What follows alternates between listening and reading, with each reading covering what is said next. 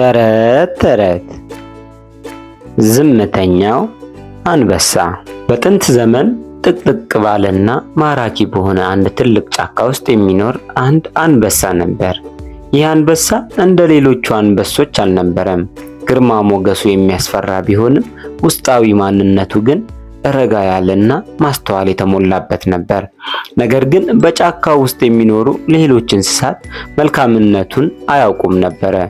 አንበሳ ጫካ ነው፣ እኛን ይበላናል በሚል ፍርሃት ስሙን ክፉ አድርገውት ካለበት እየሸሹ ብቻውን ያገሉት ነበረ። አንበሳው ግን እንስሳቱን አያጠቃቸውም ነበረ። ይልቁኑ በተረጋጋ መንፈስ በጫካው ውስጥ እየተዘዋወረ ተፈጥሮንና የሕይወትን ምስጢር ያስተውል ነበር። ይሁንና ብቻውን መሆኑና ማንም አለመረዳቱ በልቡ ውስጥ መጠነኛ የሐዘን ጥላ ጥሎበት ነበር። አንድ ቀን ሚካ የተባለ ደፋርና ንቁ ትንሽ ልጅ በጫካው አቅራቢያ እየተጫወተ ሳለ ሳያውቀው ወደ ጥቅጥቅ ባለ ስፍራ በመግባት መንገዱን አጣ። ሚካ ስለ እንስሳት ባህሪ ብዙ የሚያውቅና ተፈጥሮን የሚወድ ልጅ ነበረ። ድንገት ግን ከአንድ ትልቅ ዛፍ ጀርባ ግርማ ሞገስ ያለው አንበሳ ብቅ አለ። ሚካ መጀመሪያ ላይ ደነገጠ፣ ልቡም በፍርሃት መምታት ጀመረ። ነገር ግን አንበሳው ሊያጠቃው አልመጣም። ይልቁኑ ቀስ እያለ እየተራመደ ወደ ልጁ ቀረበና በፍቅር የተሞሉ ዓይኖቹን ወደሱ አቀረቀረ። የአንበሳው ልብና እይታ ፍርሃትን የሚያርቅ ሰላም ነበረው። አንበሳው በሰዋዊ አንደበት አንገቱን ዝቅ አድርጎ እንዲህ አለው፣ ሚካ አትፍራ፣ እኔ ልብህን እያየሁት ነው። ልብህ እንደ ንጹህ የውሃ ምንጭ የበራ ነፍስ አለው። አንተ ወደዚህ ዓለም መልካምነትን ይዘህ የምትገባ ቆንጅዬ ልጅ ነህ አለው። ሚካ በአንበሳው ንግግርና ማስተዋል እጅግ ተገረመ። ፍርሃቱም በአንድ ጊዜ ወደ መተማመን ተቀየረ። ከአንበሳው አጠገብ ተቀምጦ ስለ ሕይወት፣ ስለ ፍቅርና ስለ ተፈጥሮ ትልልቅ ምስጢራትን ሊማር ጆሮውን ሰጠው። አንበሳውና ሚካ በጫካው ውስጥ አብረው መጓዝ ጀመሩ። አንበሳው ስለ ፍቅርና ስለ ሰው ልጅ ልብ ጥልቅ በሆነ ድምፅ አስተማረው። ይህች ዓለም ሁልጊዜ ብርሃንን ትፈልጋለች።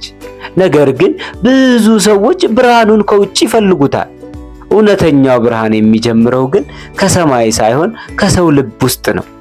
በልብ ውስጥ ፍቅር ያለው ሰው በሄደበት ሁሉ ብርሃንን ያፈነጥቃል፣ ልቡም ንጹህ ይሆናል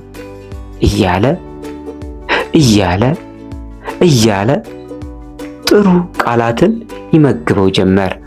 ሚካ የአንበሳውን ምክር እንደ ትልቅ ዕንቁ በልቡ አሳደረ። ይህንን በጎነትና ብርሃን ለዓለም ለማካፈል ትልቅ ጉጉት አደረበት። አንበሳውም ሚካን በትከሻው ላይ አዝሎ ከተራራው በላይ ወሰደውና ወደ መንደሩ የሚመለስበትን መንገድ አሳየው። ሚካ ከአንበሳው የተማረውን መልካም ነገር ሁሉ በተግባር ለማሳየት ጉዞውን ጀመረ። ከተራራው ወርዶ ወደ ሰዎች መንደር ሲቃረብ በተራራው ግርጌ በሚያስደንቅ የብርሃን ታሪክ የተሞሉ ቦታዎችን አገኘ። እዚያ ስፍራ በረከት የሞላባቸው፣ እርስ በርሳቸው በፍቅርና በሰላም የሚኖሩ በጎ ሰዎች ይኖሩ ነበር። ሕፃናትም ያለምንም ፍርሃት በደስታ ይጫወታሉ። ሚካ የአንበሳውን መንገድ በመከተል ያገኘውን ሰው ሁሉ በፍቅር መቅረብ ጀመረ። የተጣሉትን እያስታረቀ፣ የተከፉትን እያጽናና ሰዎችን ሁሉ በመልካምነት ማገልገል ያዘ። በመንደሩ ውስጥ ያሉ ሰዎች ሁሉ በሚካ መልካም ተግባርና ጥበብ እየተደነቁ እሱን የብርሃኑ ልጅ በማለት ይጠሩት ጀመር።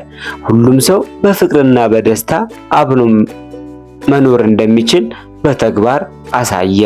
በመጨረሻም ዓለም በጥላቻ ሳይሆን በፍቅርና በታታሪነት ታሪክ የተሞላች ውብ ስፍራ መሆን እንደምትችል ሁሉም ሰው ተገነዘበ። የአስፈሪ ይመስል የነበረው አንበሳ ግን በጫካው ውስጥ ሆኖ ልጆችንና ሰዎችን መልካም ነገርን የሚያስተምር ታላቅ መምህር ሆኖ መኖሩን ቀጠለ። የሁለቱም ታሪክ ለዘላለም ታሪክ ሆኖ ሲነገር ይኖራል። እውነተኛ ብርሃን ከሰማይ አይጀምርም፣ ከሰው ልብ ውስጥ ይበራል እንጂ። ፍቅር ደግሞ ከበጎዎች ልብ የሚፈልቅ የሕይወት መሰረት ነው። ልጆችዬ ዛሬ ያዝንላችሁ ተረት ይህንን ይመስል ነበረ። ተረቴን መልሱ፣ አፌንም በዳቦ አብሱ። ደህና ሁኑ ልጆች።